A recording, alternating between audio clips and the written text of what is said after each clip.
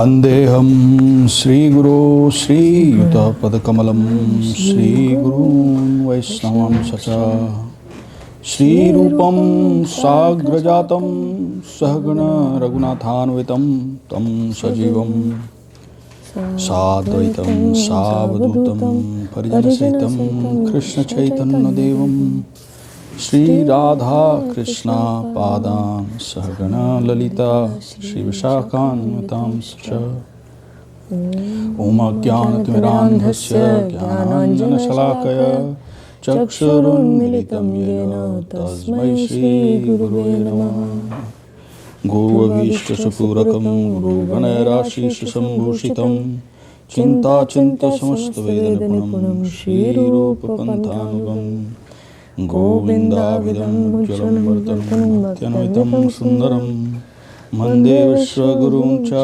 Divya Bhagavad Gītā Devam Divyatanam Suchandravadanam Balarkachelanchitam Sandranandapuram Sadekvaranam Vairagvidyam Buddhim Shri Siddhanta-nidhim Subhakti-lasitam Sarasatanambaram Vandetam Shubhadam Vadeta Saranam Nasiswaram Srīdharam Shri Siddhanta Saraswati Tidito Gauriya Guruvanve Bhato Bhanu Riva Prabhat Gagane Yogaura Sankirtane Mayavadatimingilo Dragatan Udritta Jivaniman Krishna Prema Sudabdigahan Sukham Pradatu Prabhum Tam Bhaje Namo Gaura Kishoraya Bhaktavaduta Murtaye Gaurāṅga Padmabhringaya Radha Bhava Nishevine Vande Bhakti Vinodam Shri Gaura Shakti Swarupakam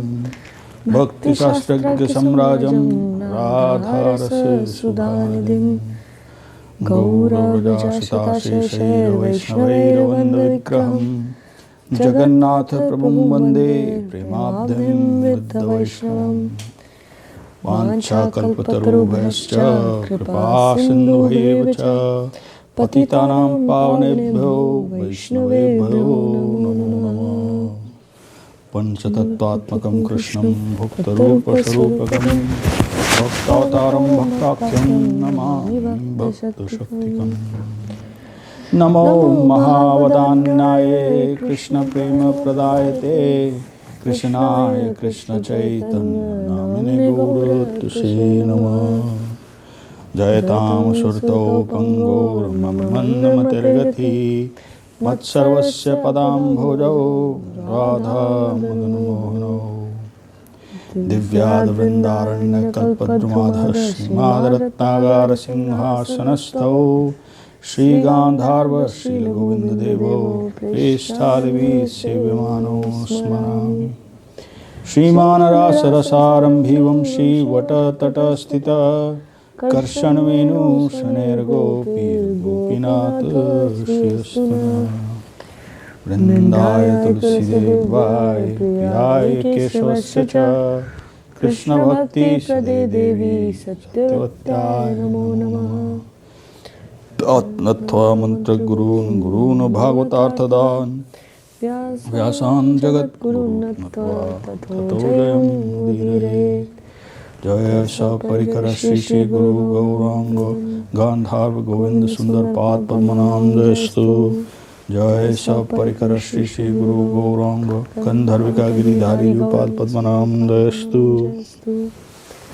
Sakala Vaishnava Pade Mora Namaskar Ithe Kichva Paradhan Naukama Yachena Hoibena Prabhu Rajato Bhaktayan Vandana Koryami Savaro Charan Śrī Kṛṣṇa Chaitanya Prabhu Nityananda Śrī Advaita Gadadhara Śrīvāsadi Gaura Bhakta-vrinda Hare Krishna Krishna Krishna Hare Hare Hare Rama Rama Rama Hare Hare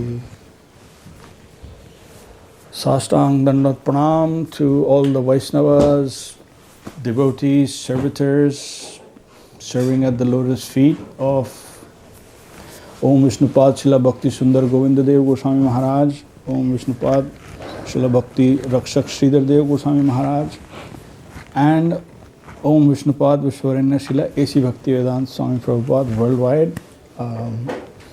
We aspire to be your servant. To all our friends, well-wishers who are joining in, Dandavats Pranam, welcome to our Saturday morning Bhagavad Gītā forum that we have. So we have this discussion amongst devotees, and so please join in. We're going to have our Kirtan session led by Lavanya Sundari and Radharani Didi.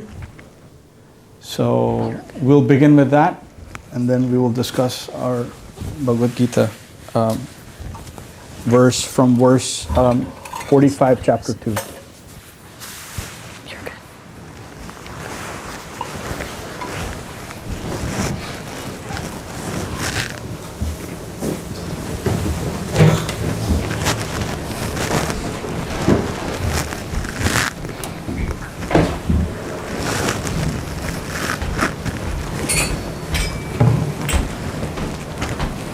So we'll do buddhī-yoga Ṭhākur, or sorry, Śrī Kṛṣṇa, and then A little closer, please.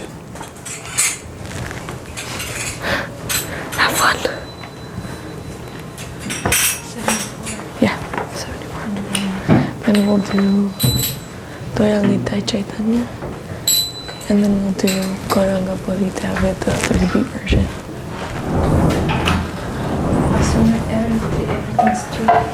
Should be. Should be.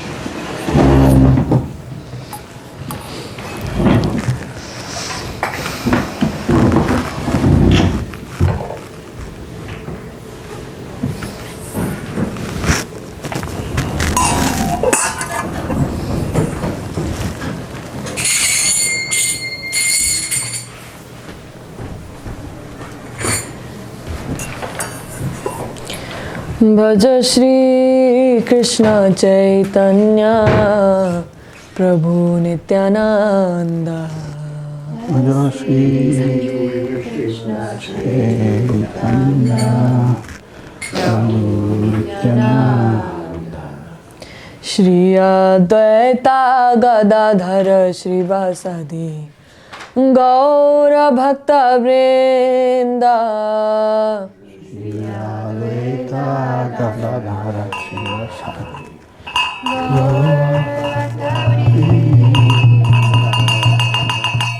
Shri Guru Charana Padma Kevala Bhakti Sadma.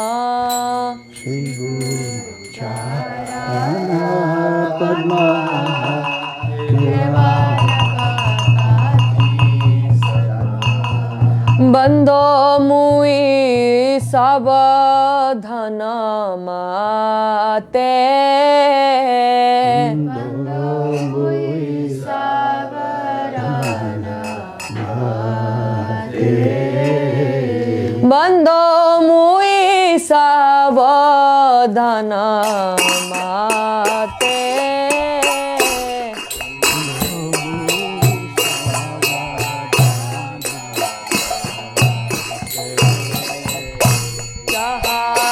Prasade bhai bhavato diya jai.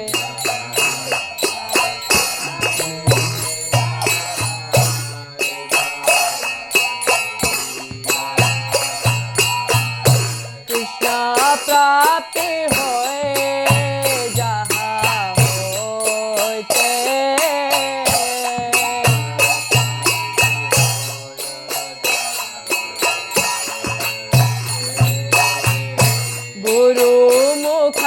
Padma Vakya Chitete Koriyaika.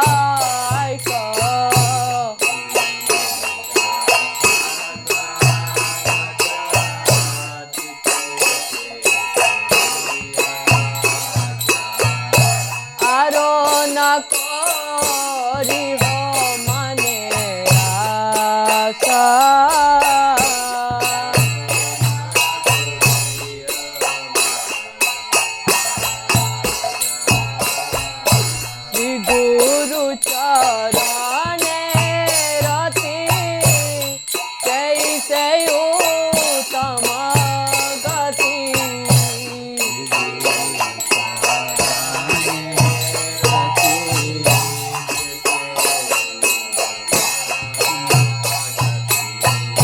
Je prasade pure sarvaya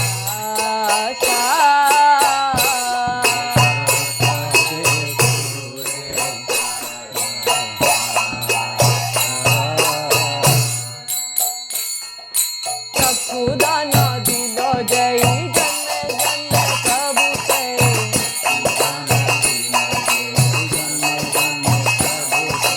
Sakudana dilo jai janme janme Prabhu se.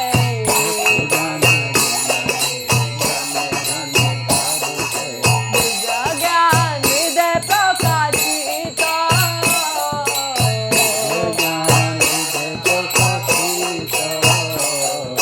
Vidya gyan hriday prakashita.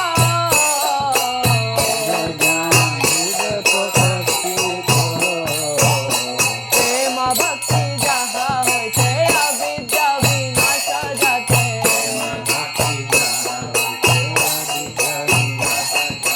Vede gay jahara charita.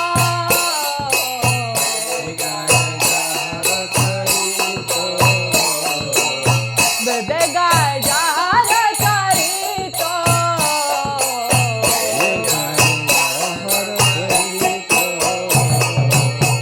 Guru karuna sindhu radha madanara bandhu.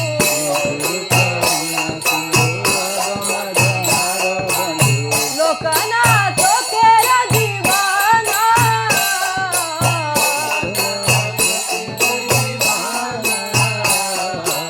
Aha Prabhu karo daya de hamare pada chaya.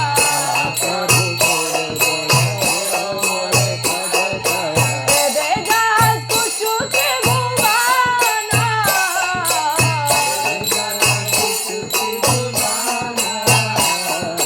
Vede jas kuchu ke bhuvana.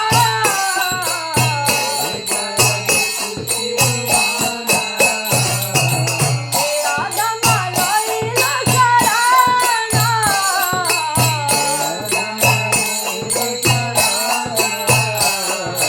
Puya pade loinu charana.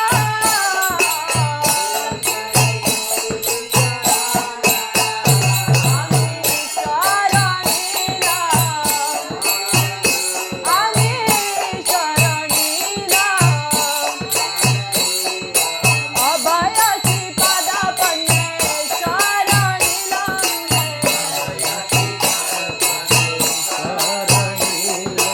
Abhaya Śrīpada panne sharanila.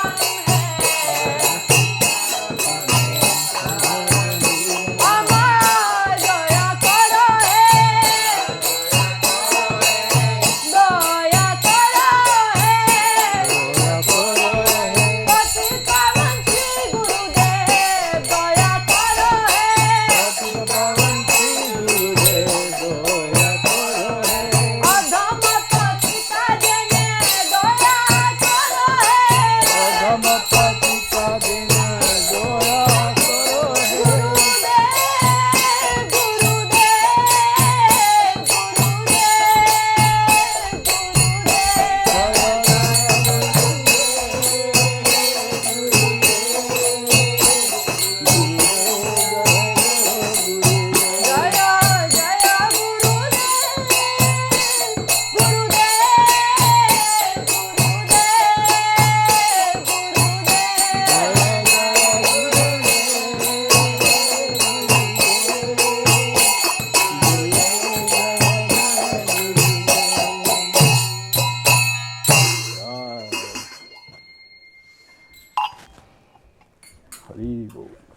We'll do 127 next.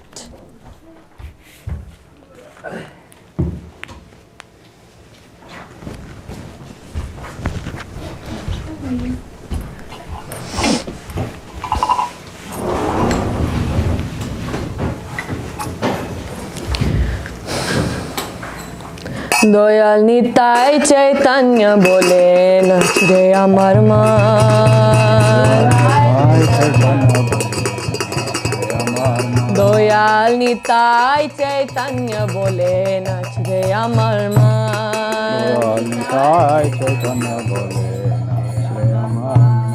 Nach re amar maan, nach re amar maan. Nach re amar maan, nach re amar maan. Nach re amar maan, nach re amar maan. Nach re amar maan, nach re amar maan. Dayāl Nitāi Chaitanya bole nach re amar maan. Nitāi Chaitanya bole Dayāl Nitāi Chaitanya bole nach re amar maan. Nitāi Chaitanya bole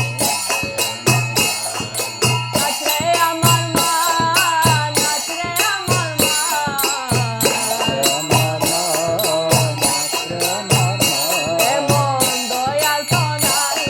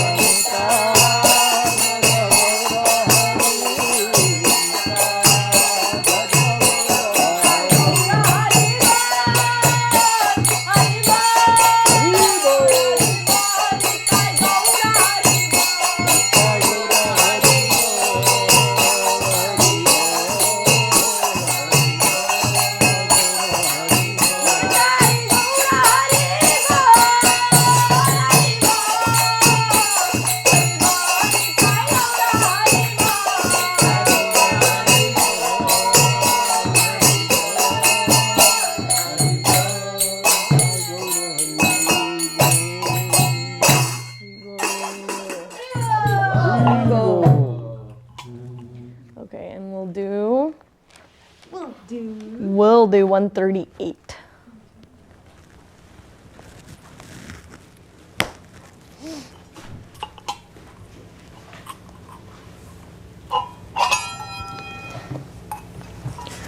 Gaurāṅga bolite habe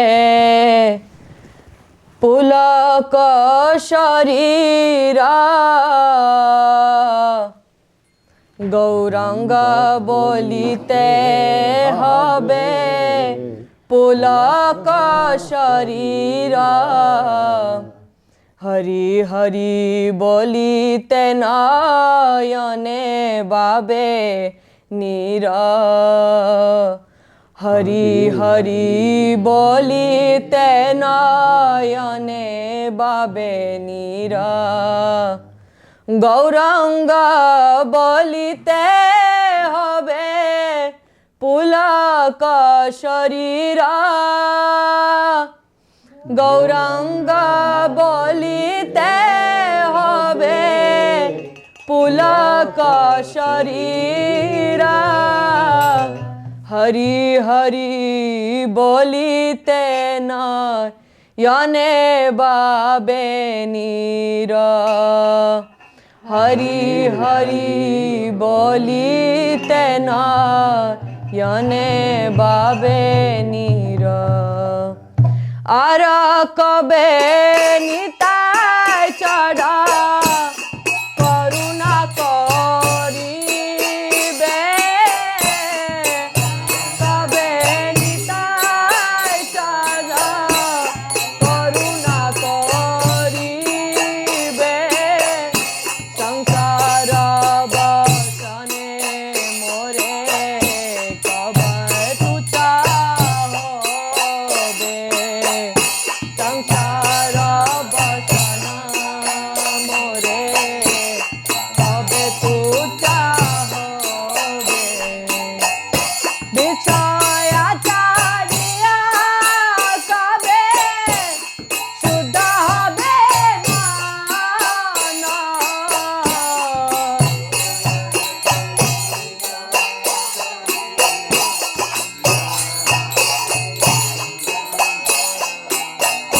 Bichaya chariya kabe shuddha habe mana.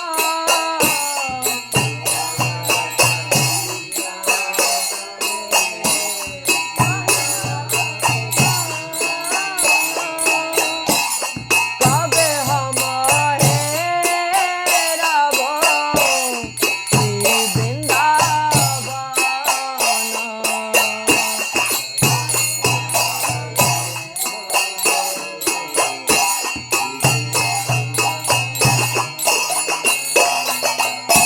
Gaurāṅga bolite habe pulaka sharira.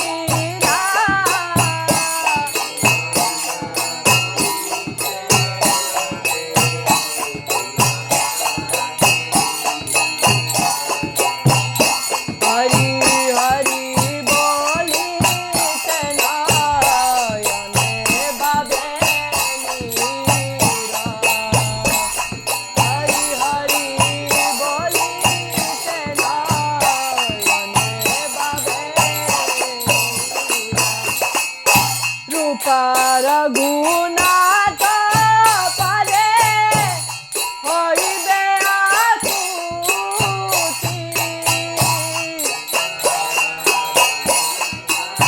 Pade hoibe akuti. Rupa raghunatha pade hoibe akuti. Rupa raghunatha pade hoibe akuti. Tabe hama buja bose jugala piriti.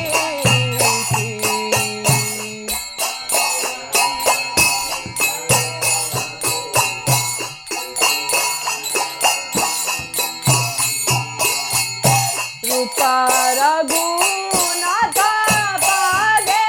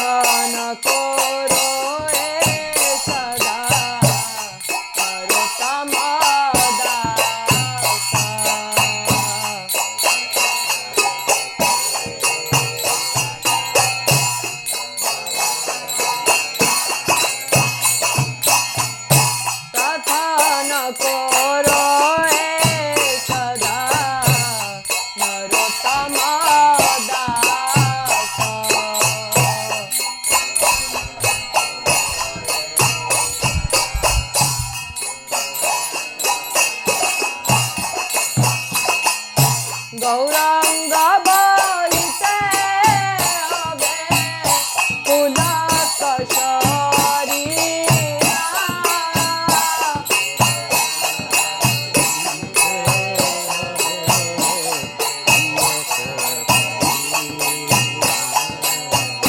Gaurāṅga bolite habe pulaka sharira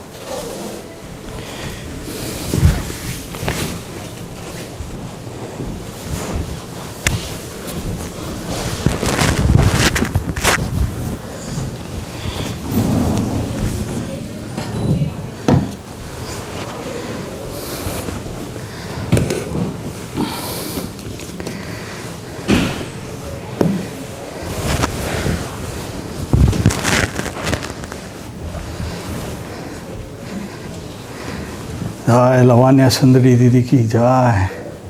Radharani Didi ki Jai. Wonderful ecstatic kirtan.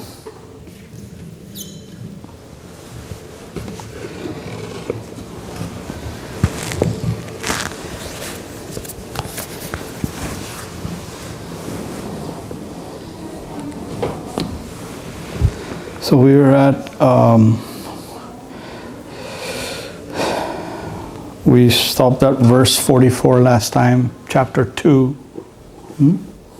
Bhogeshwarya prasaktanam taya paharita chetasam vyavasayatmika buddhi samadhavana vidhiyate. And so we're going to begin with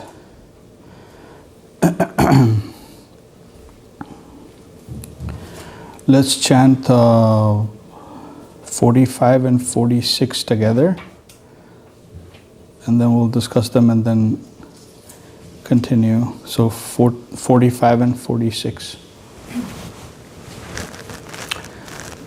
Traygunya Vishaya Veda Nistraygunya Bhavarjuna Nirdando Nitya Sattasto Niryogakshe Atmavan Yavanartha Udapane Sarvatah Samplutodake Tan Sarveshu Vedeshu Brahmanasya Vijanata. One more time. Traygunya Vishaya Veda Nistraygunnayo Bhavarjuna Nirdando Nitya Sattastho Niryogakshe Atmavan Yavanartha Udapane Sarvatah Samplutodake Tan Sarveshu Vedeshu Brahmanasya Vijanata. Oh. Kalindi Didi, would you like to read the translation for 46, please? 45. Sorry, 45. 45? Yeah, please begin with 45. O Arjuna, the Vedas deal with the three modes of material nature by accommodating free action and liberation as an allowance and incentive for persons who are ignorant of the true objective of the Vedas. But you, Arjuna, give up duality and all pursuit for gain and preservation. Stand ever in the plane of truth, and by the yoga of wisdom transcend the modes of nature. The objective of the Vedas is transcendental, without fruitive action or liberation. O Arjuna, follow the transcendental path of devotion to the Lord as taught by the Vedas. Jai, thank you. 46.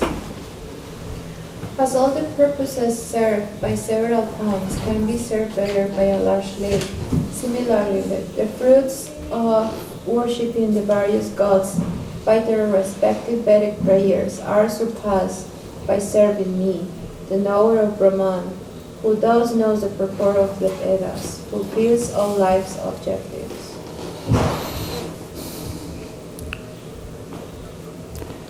So here in number 45 and 46, as he began the thread, the Supreme Personality of Godhead, Śrī Kṛṣṇa, when he began this thread with buddhī-yoga.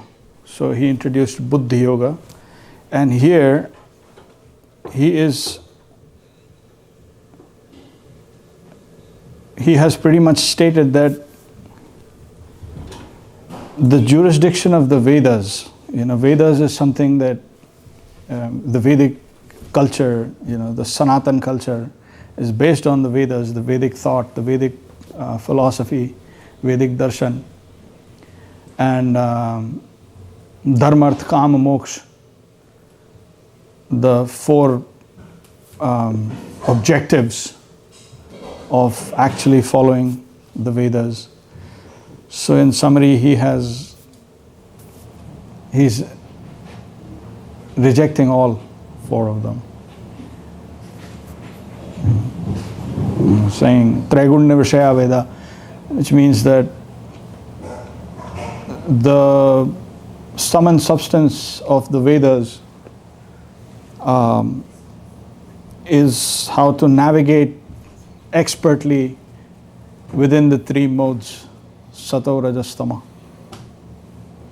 and minimize reactions and maximize exploitation.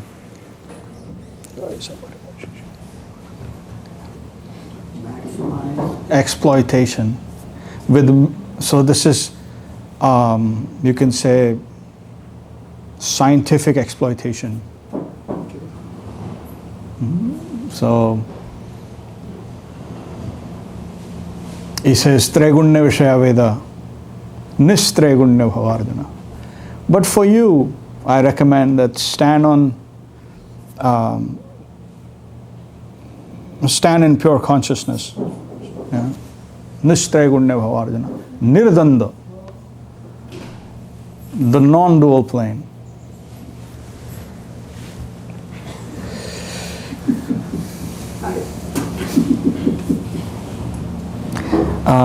Nirdanda, the non-dual, the plane of non-duality.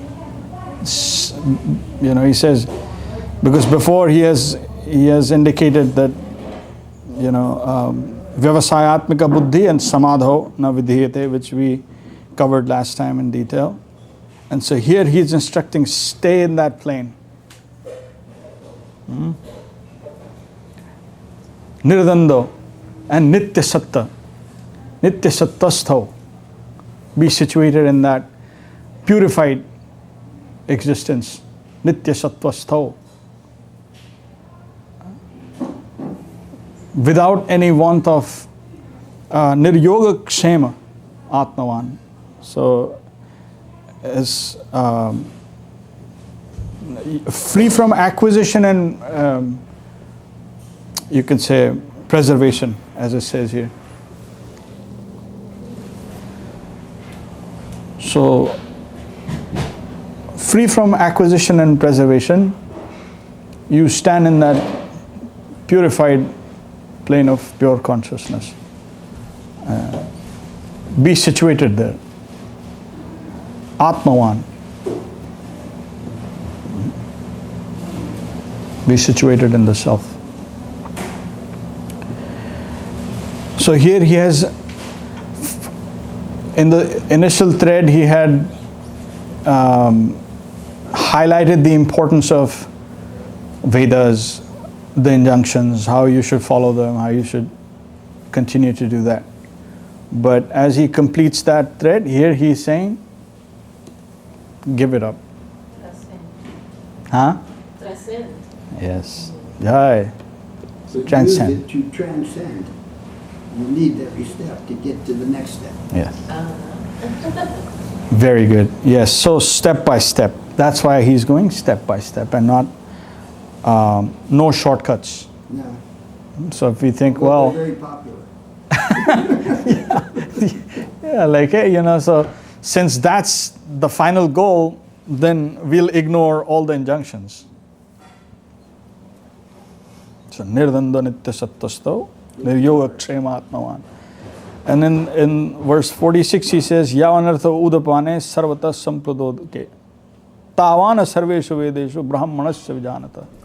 One who knows that plane of Brahman, one who gets familiar with that, one who gets situated on that, it is like getting everything which the small ponds or small little lakes will serve you.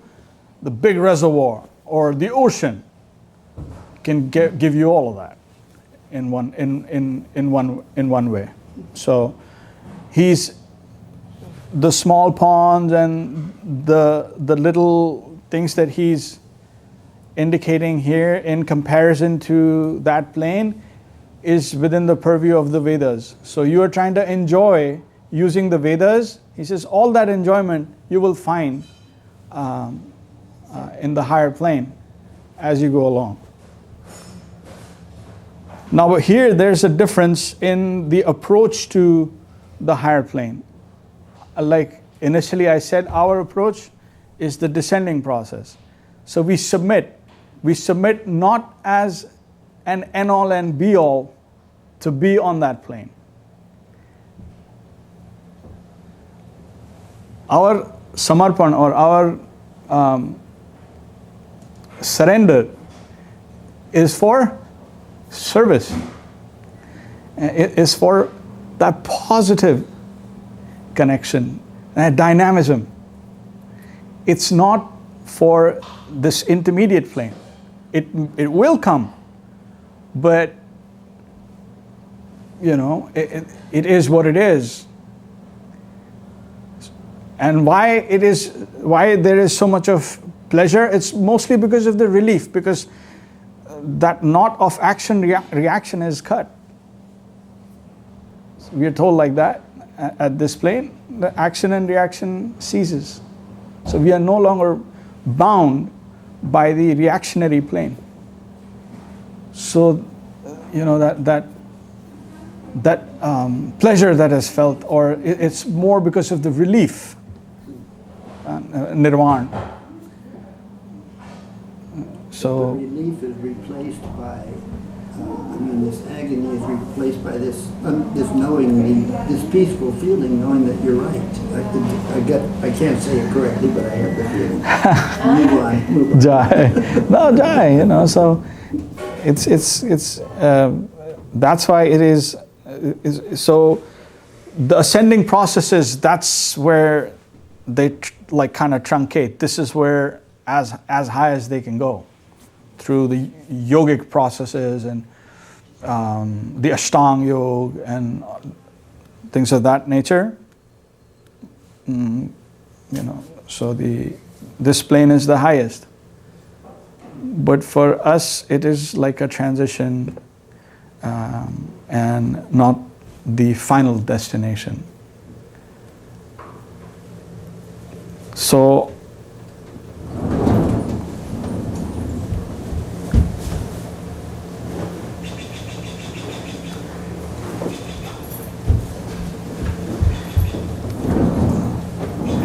he says, Yavanarthodapane, all that you're expecting and you're requiring in terms of pleasure from this plane of exploitation, all of that and everything that is inconceivable to you, you can get from the higher plane as you go along.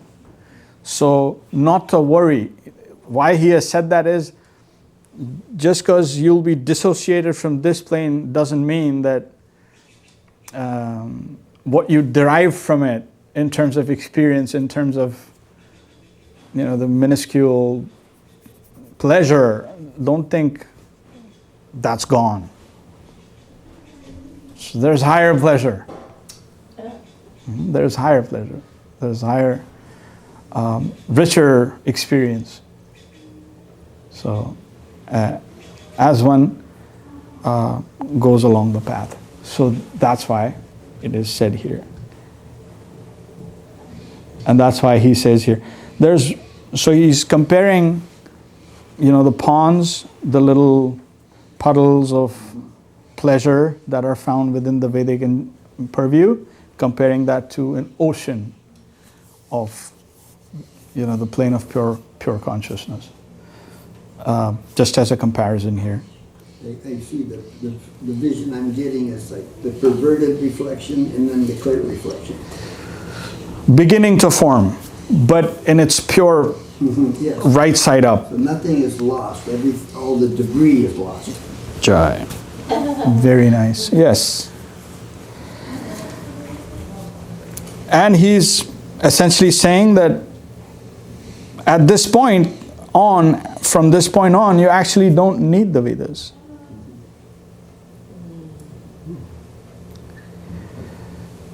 Someone who is conversant with that plane and higher doesn't really need the Vedas. So, Dandavats Pranam Didi. So doesn't really need the Vedas. So if we start with service in our process, that is all in all. So, subtle difference, but it's different.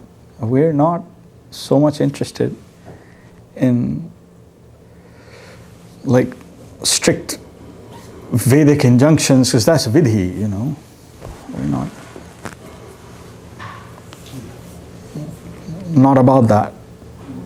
Ours is that connection of service. It has really nothing to do with this intermediate plane as such, in terms of engagement. But since it's here, so we're discussing it.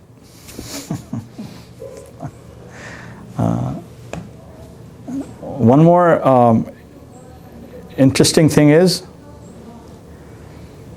and Gurudev talked about that verse,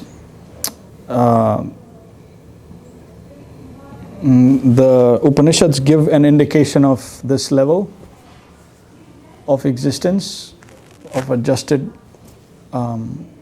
ego. You remember? Yasmin vigyate sarvam idam vigyatam bhavati. And yasmin prapte sarvam idam praptam bhavati. Tad vijigyasasya tadeva brahma.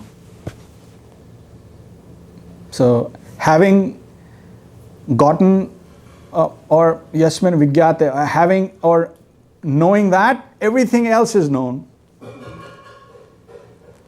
So you don't need to study the Vedas separately if one is conversant with that. It talks about, in general, it talks about a plane like that. The verse that I'm saying in Upanishads, it's talking like that. It's addressing to, there is that existence, there is, you know, this thing that having known nothing else, everything else is known by dint of knowing that. So you must try and know that. The intelligent person would try and go for that. So even at this intermediate state, we can apply that. And yasmin prapte sarvamidam praptam bhavati, having gotten that, all that you strive for, all that you can conceive of as pleasurable on this plane is gotten. Tad vijigyasasya tadaiva brahma. That is Brahma. That is Brahman. And still, this is not like anywhere near Krishna, but it's closer in proximity than being on this plane.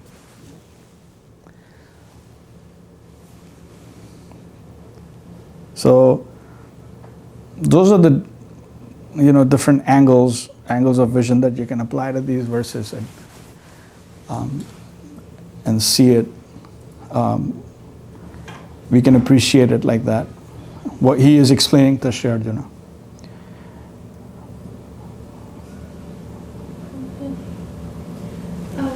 Just a quick question. Sure. What would you say it's like the final line or like the step between the mood of goodness and transcendental position? What would be like in between? Mode of goodness and transcendental? Yeah, because we're trying to transcend the moods, right? And a lot of the Buddhists which is to stay in mood of goodness. But even mood of goodness is being in the materialistic. It starts, and then the mode of goodness, when it purifies, then it just transitions.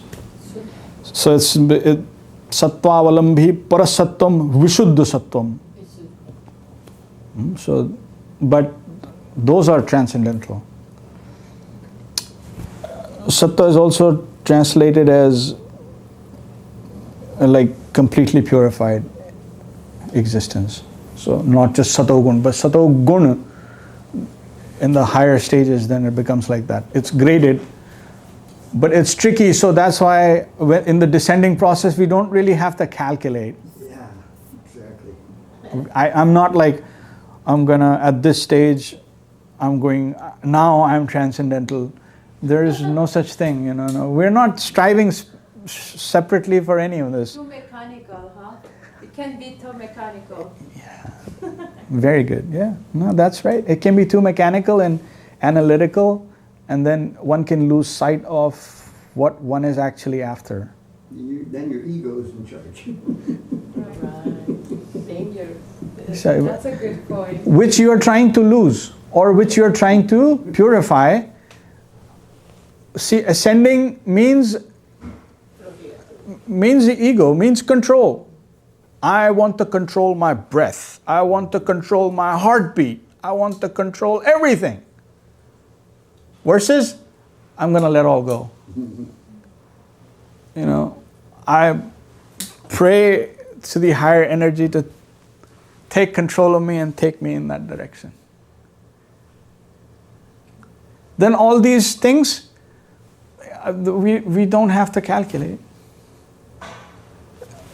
That inner potency that's taking us under its protection, everything will be managed. Whether in this body, whether not in this body, doesn't matter. Whether in this body or not, we have nothing. And what do we care for? Our service is all in all glorification. Bhajantananya manaso. Mahatmanas tumam partha devim prakritim ashrita. Who is real Mahatma? No politician can be Mahatma. We strictly go by the lens of our thing. Like, who is Mahatma? Who is under Devi Prakriti?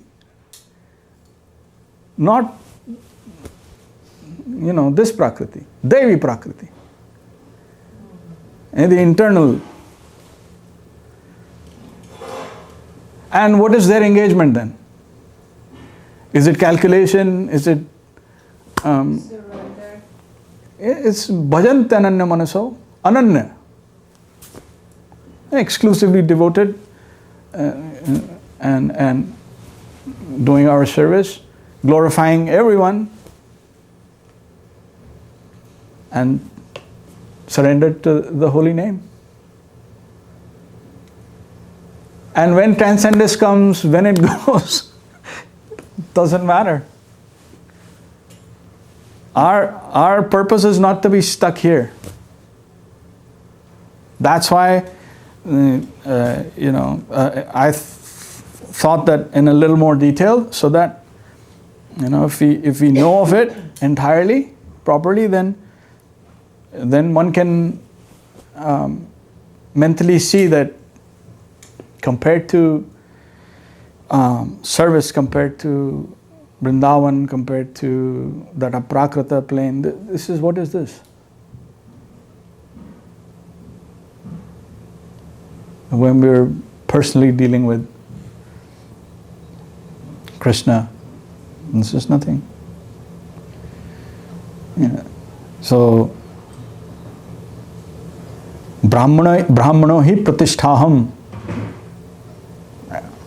In a verse he says that Brahman, that purified existence is resting on me. I am the foundation of that. That effulgence, everyone is like, we want to be that. He says it rests on me. He's Parabrahman. Yasya prabha prabhavato jagadanda koti shvashesha vasudhadi vibhuti bhinnam tad brahma nishkalam anantam ashesha bhutam govindam adi purusham tamaham bhajami. It is only till the outside periphery of Vrindavan. And that's it. That dazzling effulgence.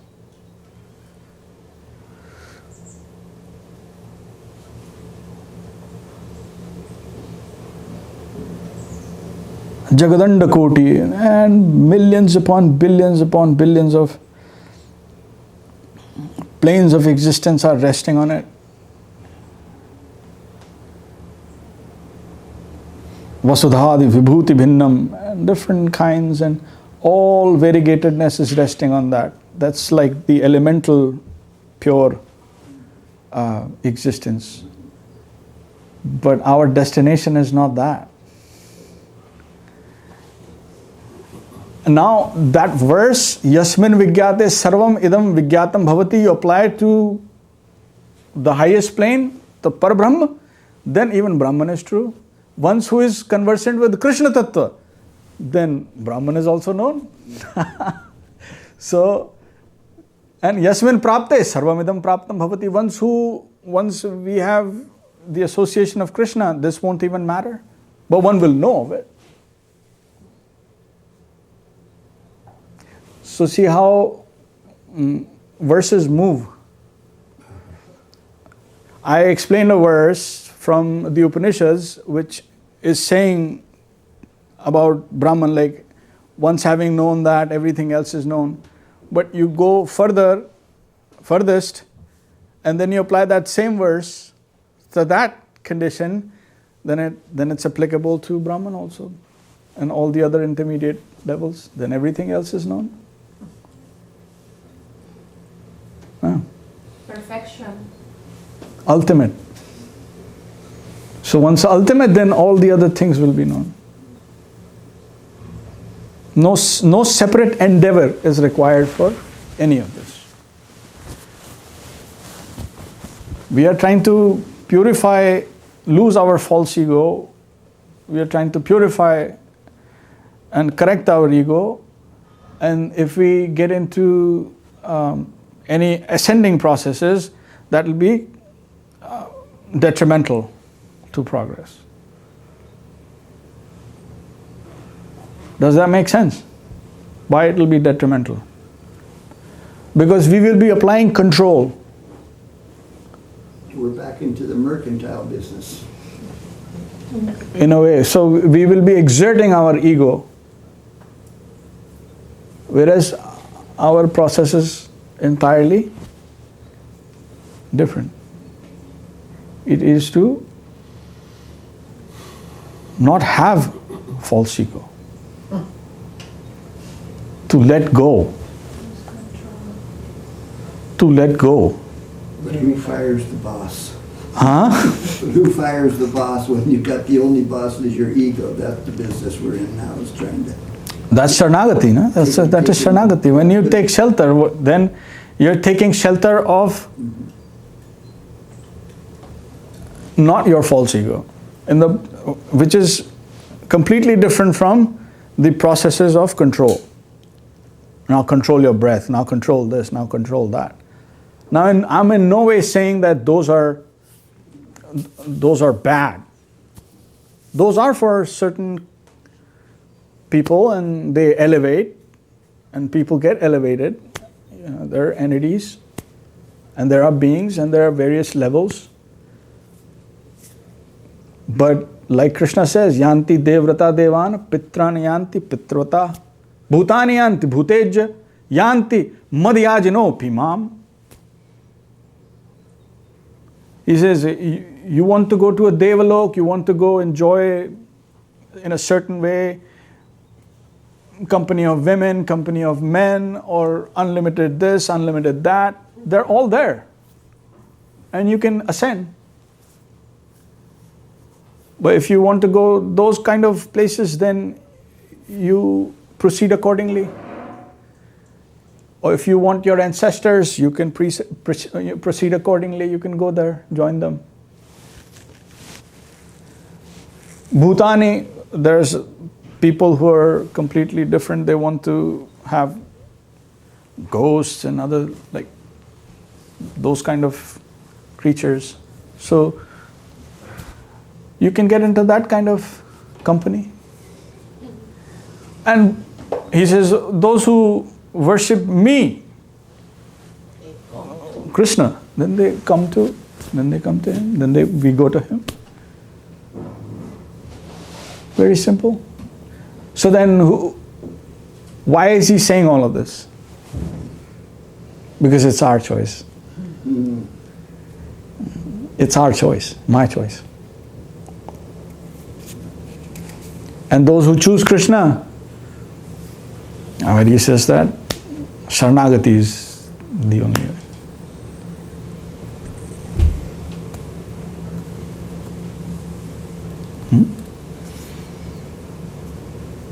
So that's perfect, because what you said, that then who's the boss? If ego is not the boss, that's perfect. We are firing the boss and we are surrendering to the real boss. With a smile on her face.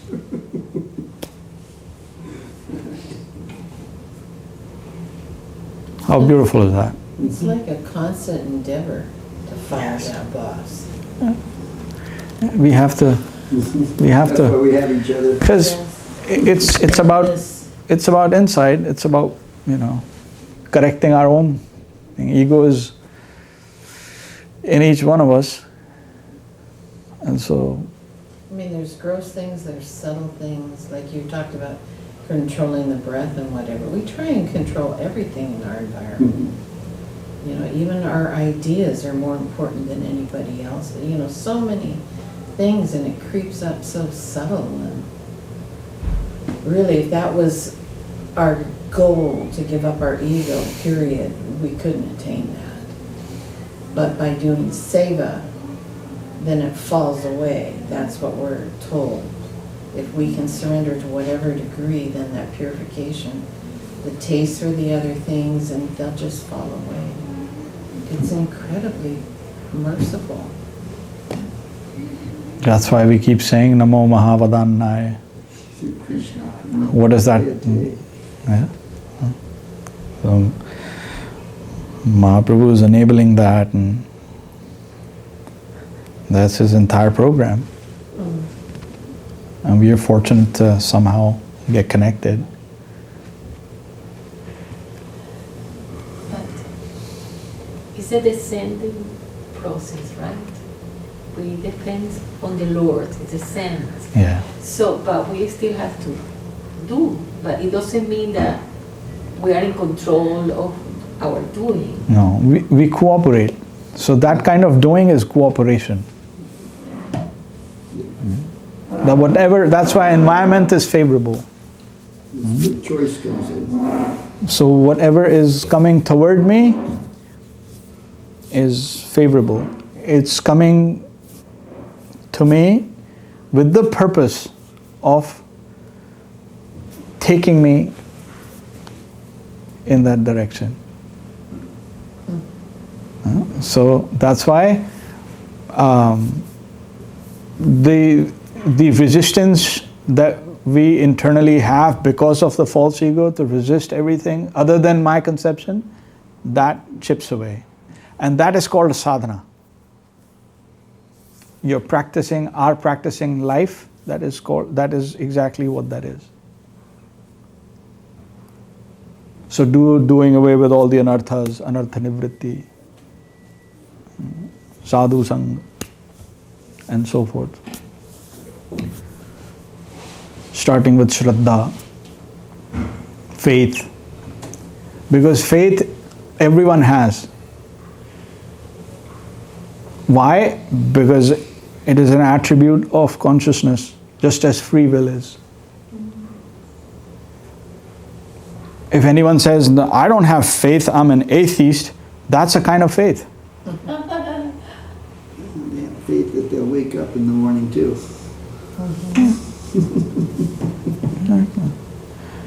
Any transaction that you see will have faith somewhere or other. You're giving out some money to some person to bring you something. You have faith that if I hand him this money, he will take it and he will come back and give me the thing. He could just take it and run away. That transaction is faith-based. Seems like there's belief in faith and faith. Behind belief? I believe in service. Some days I have faith in my service, but I don't. Faith is more elementary. Belief is in a certain thing. I'm talking about the element. Where does belief is developed faith. It can be trained. You can train that basic faith that you're born with and believe in a conception that's not entirely true or not true at all. Okay.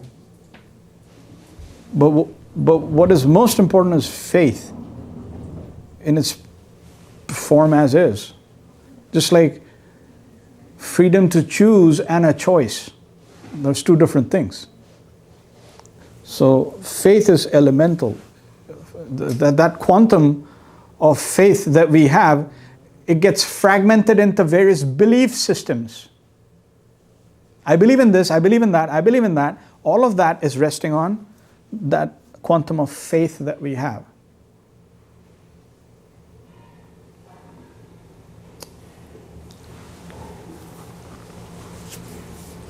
Faith is elemental. Faith is elemental, everybody gets a piece of it. I had it backwards. And you can, the belief system one can make. We can construct our own belief system, which is not too far from our relative reality. That's what we've done. We've constructed our own belief system and we live in it. But we've used our faith erroneously. That's true. That's the issue. And how do you correct the erroneousness? Say How do again. you correct the error? Well, we just like in concentration, like we were saying, the yogis concentrate. We have to quantify faith, and we have to try and employ it in one direction. We have to invest that faith in one direction. But we begin with whatever capital we can muster. To begin with, we can't like go, all this faith. We don't even know. I don't even know how much. What is my capacity? So that faith, again, we have to get to that level and then develop it and invest it in the right direction. The divestiture of faith from these various belief systems that we have created, that'll happen. And nothing else will exist other than Krishna consciousness. So then, in the Bible, I think it said that he who does a small task well will be given a larger task to do.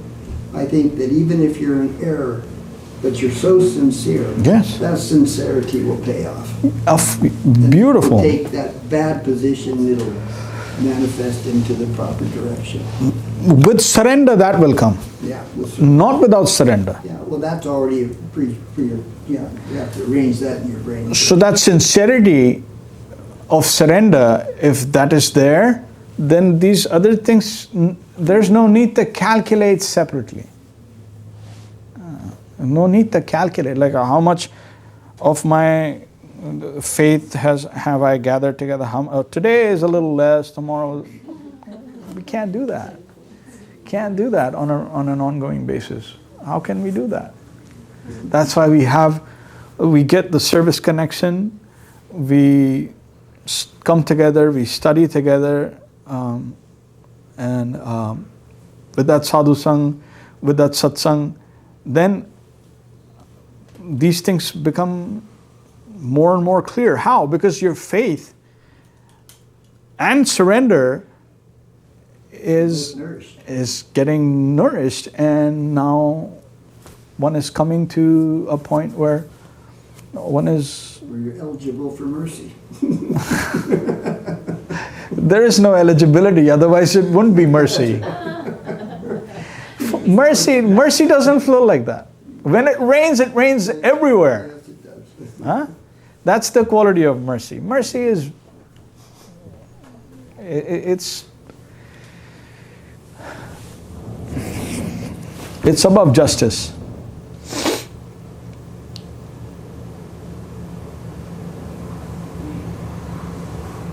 But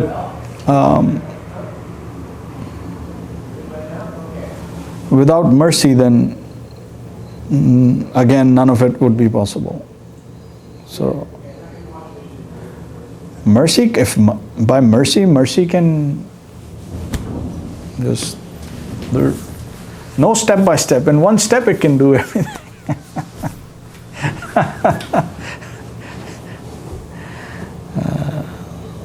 Sometimes it's a challenge to see mercy in difficult situations.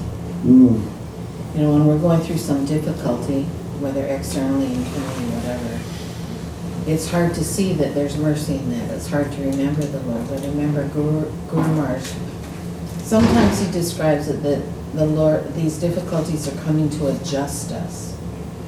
And I have one recording where he said, the Lord is not a punishing Lord. He said punishment may be there, but it is not to harm you. It is to improve you. And he said it like that with a strong emphasis. And it was so beautiful, but it's like if we can remember the Lord in our difficult situation, then that seems to help increase our faith. Initial phases and like that, yeah, we're told Queen Kunti prays that, give me bad times. Mm-hmm. Who would do that? She says, give me difficulties so that the intensity of my remembrance is always there. What kind of a prayer is that? Impossible. Who would want that? Everyone wants relief, right? Yeah. But she's saying, no, I don't want relief. So,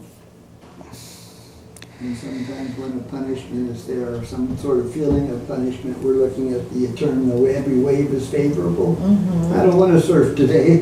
Right. Sorry. There is one time, there was one disciple and one. You have to say louder. Sorry. After that. speak, no, say. I was in one class with one sadhu and one disciple, and they were having a conversation, and this devotee was asking like, oh, so shall we pray like Queen Kunti for difficulties and bad times? And this sadhu answered like, well, you can do pray like that, but do you have the level of tolerance that Queen Kunti has? Like, who has the level of tolerance that she has? It's like, you have to be, don't be smart. Be smarter than that. Don't pray for difficulties. Don't think you are so exalted. Yeah. No. Those devotees who come into the proximity of real reality, then their development changes, and how they develop, and everything is beyond the scope of understanding from mundane relativity, because that nature and everything that's driving their divine sentiments is not in any way calculable from our vantage point. So that's why, like the Pandavas and Kunti, they're like friends. They're Saṅkhya, outside of Vrindavan, but nevertheless with Krishna. So their proximity is there, and they know him, and there's reciprocation. So, but they always feel themselves as, we don't have anything. They'll always want more, but they will always feel that from my position, I really have nothing. The Pandavas went through so many problems in their entire lives. And to say like Pandavas are, well, you would think if someone's like friends with the Supreme Person, with God Himself, they'd be up on the hill and they'd have this and they'd have. What is this? They were just roughed up, like entirely. But then, doesn't that stand as like some sort of, not a testimonial, but for us to be able to harmonize?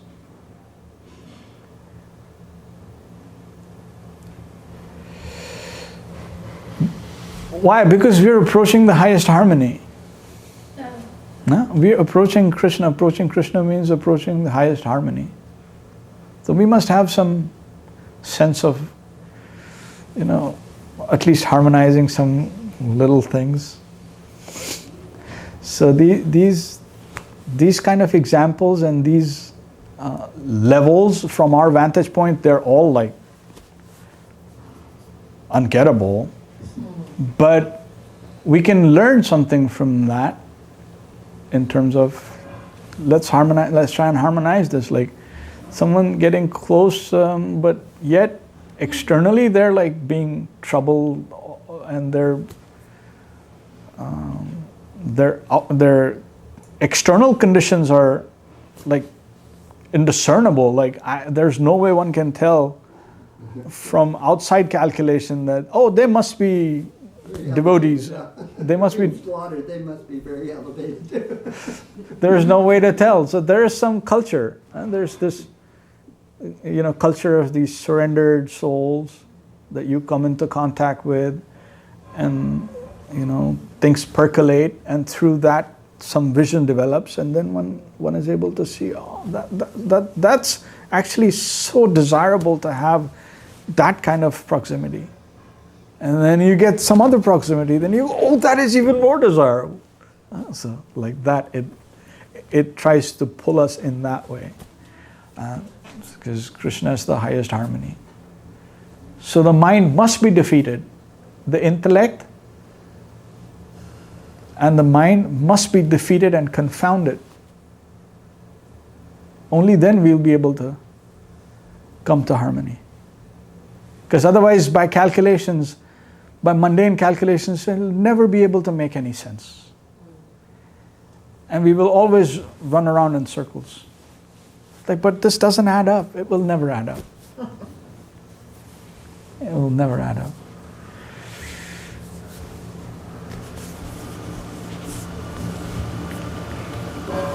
So like that, so when service comes, or when that level of proximity comes, then what is needed in terms of the individual unit, that power also comes, or that potency also comes. They could suffer and they could take all of that they took because they were at that position. And then they had that requisite potency given to them. Similarly for service, is that like for whatever is required for service also has to be given to us. We are so capable. So not only the service connection is given, but also like, oh, this is how you'll do it. Everything that you need will also be given to you. We are not even secondary creators like Brahma. Everything is there. But nonetheless, that's how we proceed step by step in good company.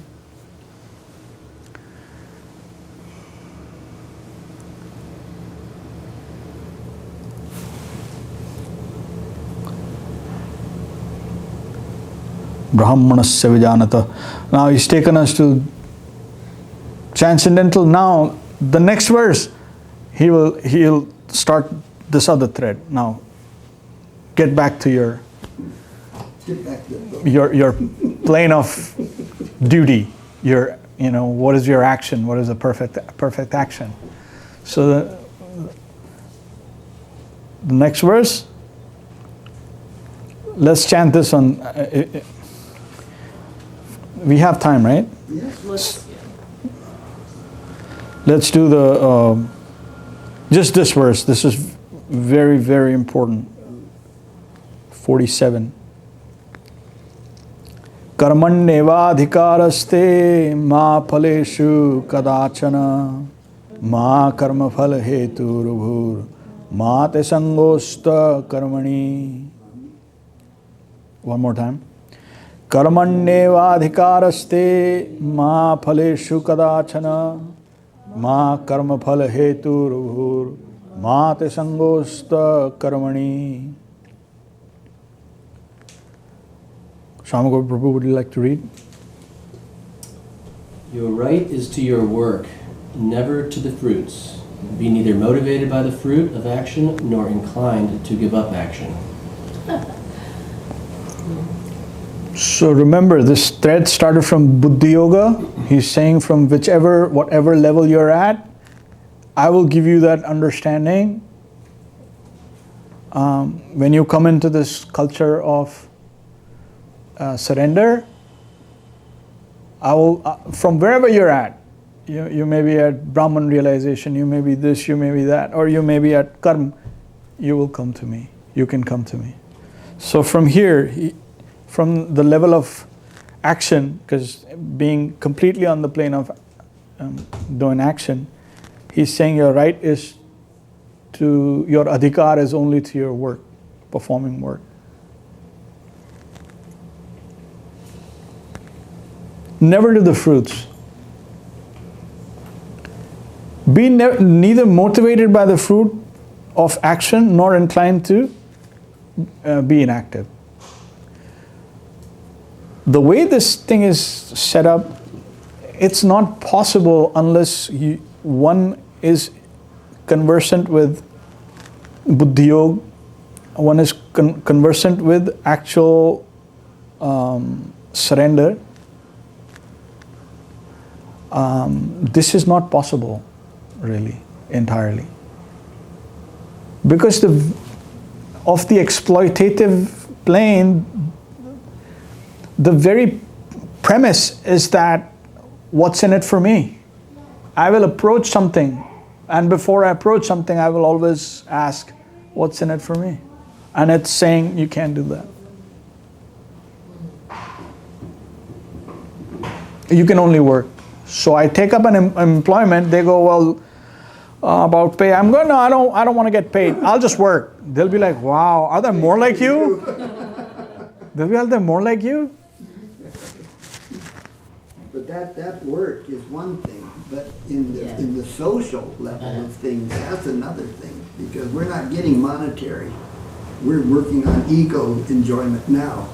In this position of not expecting any result from our egoic actions is impossible with an egoic center. So this is the problem in my mind. So when ego will dictate that you look at the fruit first, then you engage. Yes. What's in it for me? But surrender will get you to see it right side up.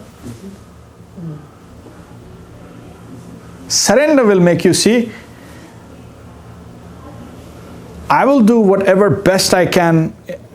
This is my service, and I will cast it towards the infinite. In the words of Param Guru Mahārāj, he says it like that, and cast it towards the infinite. And from there, he will manage he will adjust what is best for me. And what I get from there will be perfect. Only with this angle of vision we can properly see the inner working of this verse, otherwise it's impossible.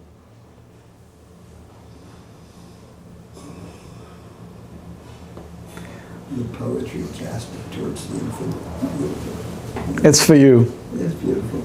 Right? Yes. And then you're happy because Yes.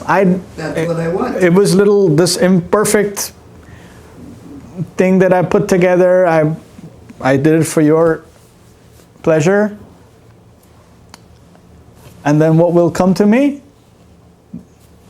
That is prasadam.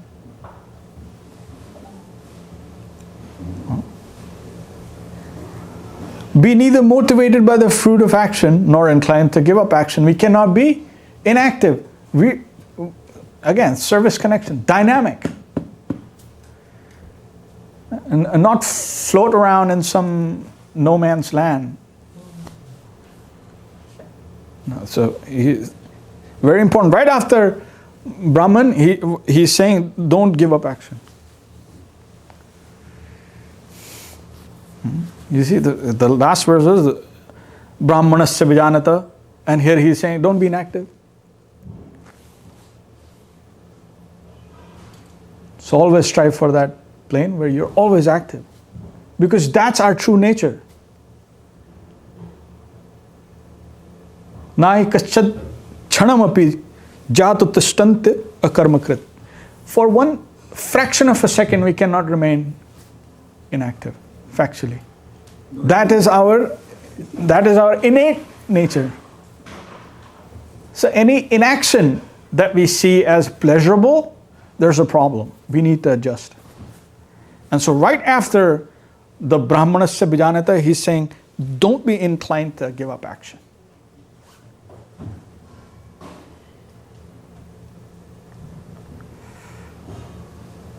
I don't think there's anything that is inactive, really. If it's alive, even an amoeba is moving around like this. So activity is part of physical development. One thing, you have to breathe, that's active. Yeah, but I've certainly been intentionally lazy before and avoided Yes, I tried that too. Very On good. the mental plane, spiritual plane. See, Brahmanasya Bijanata, persons interpret that as, that non-dual existence as the end-all be-all. It's inactive. It's static. There's no movement. So from there, he's bringing us right here to the plane of action and saying, don't be inactive. But there's a meaning to it. Like, you consider that as the highest. It's not like that. Because you are always inclined to action. So that's why it's just a contrast between the two. The last verse in this one is, we can understand that at any level, for us to aspire for a plane where we are inactive is actually detrimental to our own innate nature.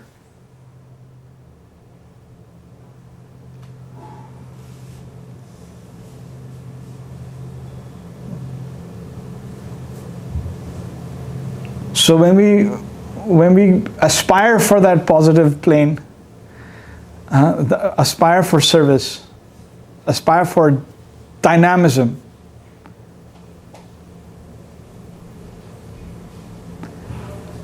it's in our best interest. Oh, yeah. So that's why when we say home, back to home, is not where because we came out of there, so we'll go back. It's because once having gotten there, we will not find better environment. That's why home. Home is where the heart is. It's not because, oh yeah, I just came out, so I'm going back home. No. Home is that one's innermost aspects of the self will be so satisfied that you will find no pleasure, cannot conceive of anything more than that. That is home.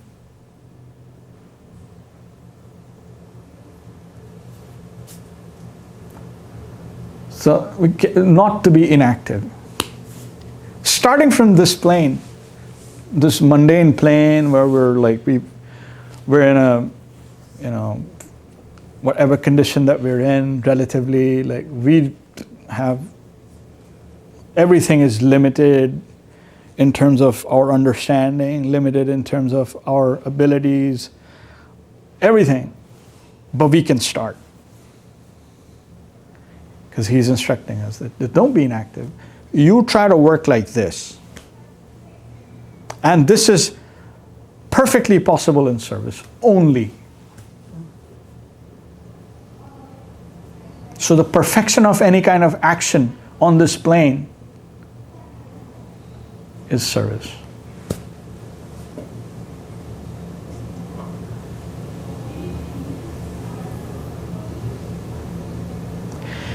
In the glories of the Gita, not in Bhagavad Gītā, in the glories of the Gita, it's Śrīpada Adi Shankaracharya, he writes, Ekam Shastram Devaki Putra Gītam eko deva devaki putraiva. Eko mantrastasya namaniyani karmapya ekam tasya devasya seva. This is Adi Shankaracharya. Let there be one, if there was one scripture, let it be Bhagavad Gītā. Ekam Shastram Devaki Putra Gītam. Because there are other kinds of Gītas also. So he says Devaki Putra Gītam. So nobody gets confused. Which Gīta? Eko Devo Devaki Putraiva. Let there be one God. Who's that? Devaki Putraiva. And who's saying this? Sripada Adi Shankaracharya. And Eko Mantrastasya Namaniyani. Let there be one mantra. What is the use of so many mantras? And what is that mantra? Harinam. Namaniyani. Holy name. And what kind of work? Society and engagement. He says, karmapya ekam. What is that? Tasya devasya seva. Service to him. Be never inactive.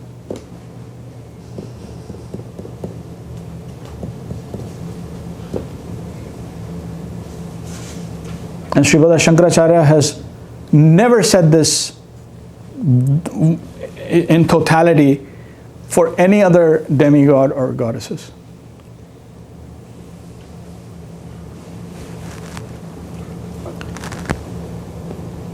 So what Sripad Adi Shankaracharya taught as philosophy and where his heart is, that's a different thing. You know, it requires deep vision to see like that.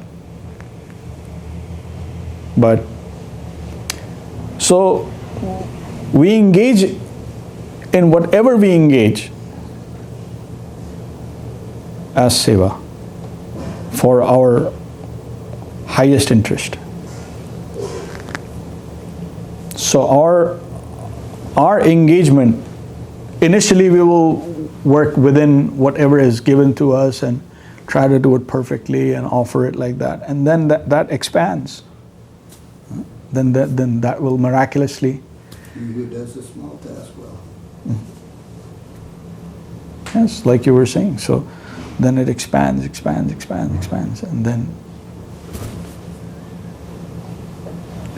we adjust. Everything adjusts so that transaction becomes central to us. Right now, I'm central to the transaction.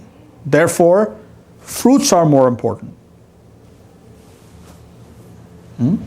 But if not my ego, but the center was actually the real measuring point, central point, then calculation would be different. And that calculation has been pre-done and given to us, like this verse. So you don't have to calculate. Well, when my ego will be corrected, or when in the purified state, then how will I behave? Well, here, you can start here. Start working like this. Now, anything, at any stage, anyone can take this verse and go forward in the right direction. And they will be situated on the path of buddhī-yoga.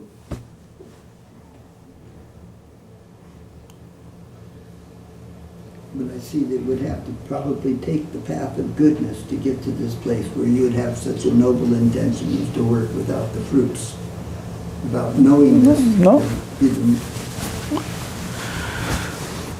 Let's say one comes into the ashram. I'm just giving an example. One comes into the ashram, one, let's say, engages with one of the devotees, and they like what they're doing, or they get influenced in a very basic way, and they go, what can I do for you? And they go, well, you drive over there and start giving, these packets out and collecting this and come back. your service starts.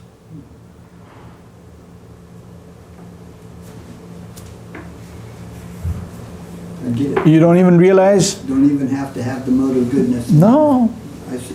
Very good. no separate endeavor Very required. big, very nice. Yeah, no separate endeavor required. Just engage in service. Just engage somehow. So from the heart it comes, I want to do something. Every good being, every healthy mind and heart, they have this feeling, I want to do something. What can I do? And if they come in contact with some devotee, then this can start right there, without them knowing. Because they're not engaging for the fruit. And when they're engaging for some devotee who is serving, then everything that is coming through them is passed on and cast to the infinite. So your interest is there. And that has been noticed by the infinite. And it'll come back to you. Oh, now you do more. So like that. So everyone is accommodated.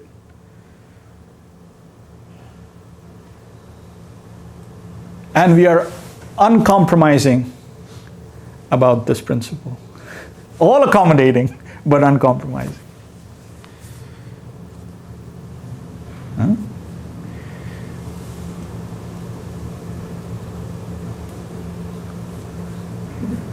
The love is the highest ideal. No compromise. And under that we accommodate all. So that's the harmony. That's the harmony that we go for. It accommodates all. Beyond our conception. What can we conceive of?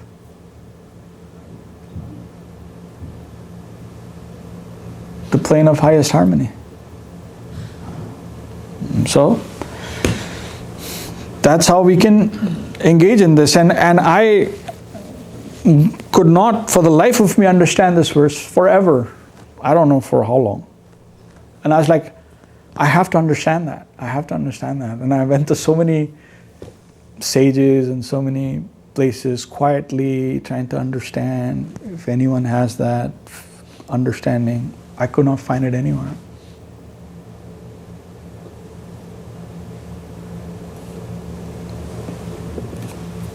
But coming to, Srila Gurudev's Param Guru Mahārāj, Swami Mahārāj, clear as day.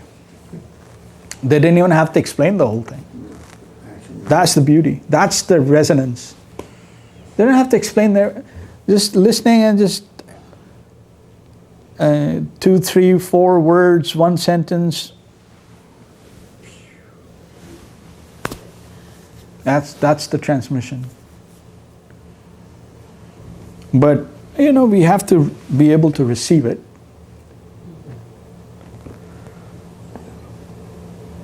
And then all that we aspire for, everything that we long for will be there, is there.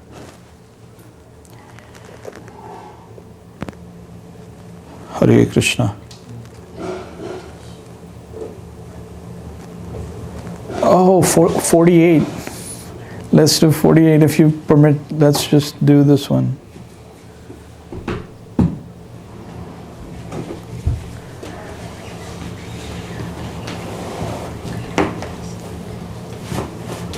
Yogastha kuru karmani sangama tyaktava dhananjaya siddha siddhayo samao bhutva samattam yoga uchyate.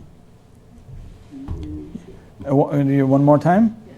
Yogastha kuru karmani sangam tyaktava dhananjaya siddha siddhayo samao bhutva samattam yoga uchyate. Lavanya, would you like to read that? Yes.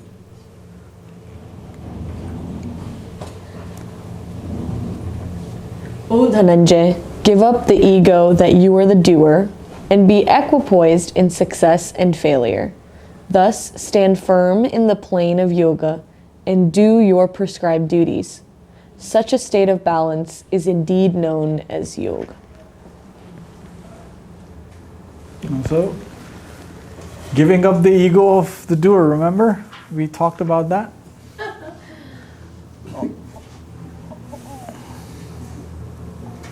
And be equipoised in success and failure. Whatever comes from there will be adjusted, so automatically there'll be this natural balance. Like, I don't have to worry about things that are not in my control, and I completely trust the center because he has my interest at heart. So whatever comes from his side will be perfectly adjusted. And so I will never have a problem with what comes to me, success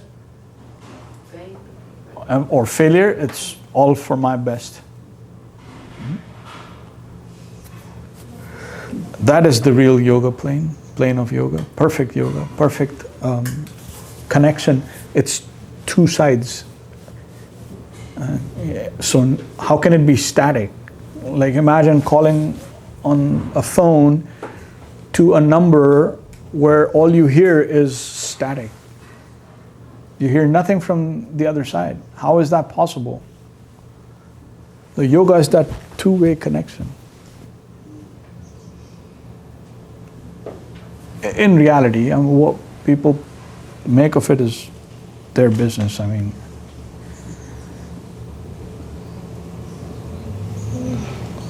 so, oh Dhananjaya, give up the ego that you are the doer.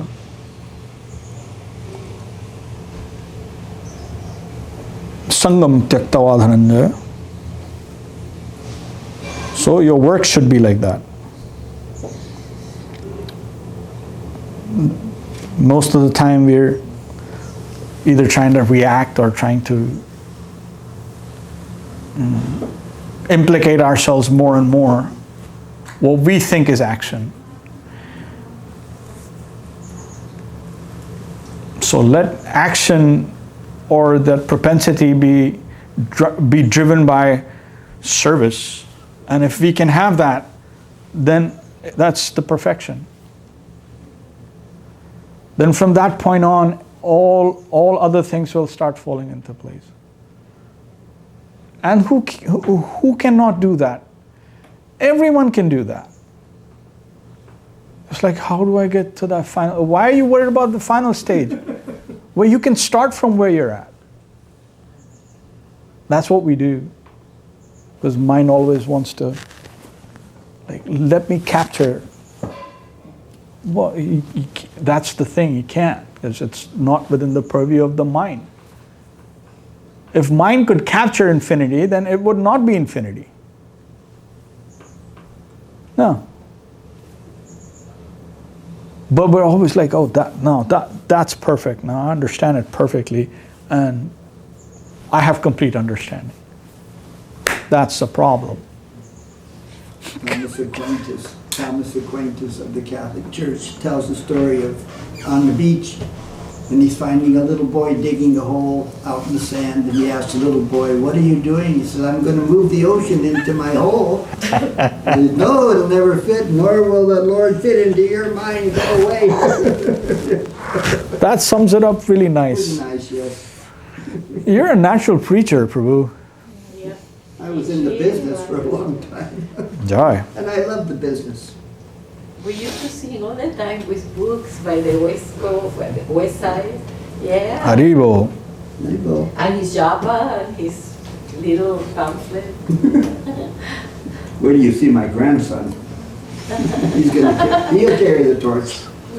I can say for sure that your religious principles and your preaching was totally effective and from the heart. That's why you're at Mahaprabhu's lotus feet. Glad to be here. So now you can engage in more preaching then. but Don't they say that, right? Like the prize for doing seva is more seva. let the virtue be its own reward. Beautiful. Hare Krishna. But जय जय ओम विष्णुपाद श्रीला भक्ति सुंदर गोविंद देव गोस्वामी महाराज की जय। जय ओम विष्णुपाद श्रीला भक्ति रक्षक श्रीधर देव गोस्वामी महाराज की जय। जय ओम विष्णुपाद विश्वरेण्य श्रीला AC भक्तिवेदांत स्वामी प्रभुपाद की जय। जय श्री चैतन्य सारस्वत मठ आचार्य वृंद की जय।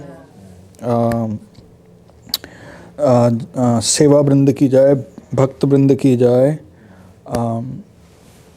जय सपरिकर श्री श्री गुरु गौरांग गंधर्विका गिरिधारी जी की जय। All the assembled devotees की जय। निताई गौर प्रेमानंदे Hari Hari. Jairam Prabhu ki Jai.